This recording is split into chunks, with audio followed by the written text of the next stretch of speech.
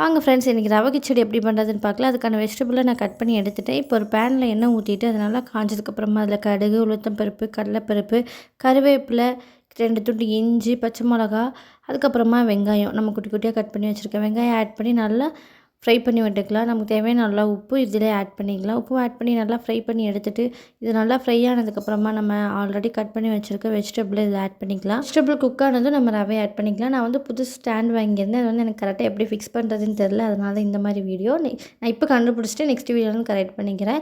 இப்போ வந்து நான் 1/2 கப் ரவை எடுத்திருக்கேன். அதே இதில் ஆட் பண்ணி நல்லா மிக்ஸ் பண்ணி விட்டுட்டு 1/2 கப் ரவைக்கு வந்து நான் 1.5 கப் தண்ணி ஊற்றினேன்.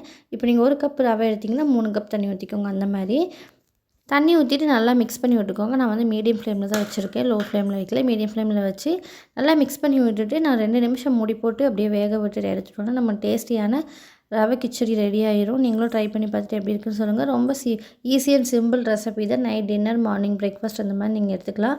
வெயிட் லாஸ்க்கும் நல்ல ஹெல்ப்பாக இருக்கும். ட்ரை பண்ணி பார்த்துட்டு எப்படி இருக்குன்னு எனக்கு மறக்காமல் கமெண்ட்னு சொல்லுங்கள் கைஸ். பாய், நெக்ஸ்ட் வீடியோவில் பார்க்கலாம்.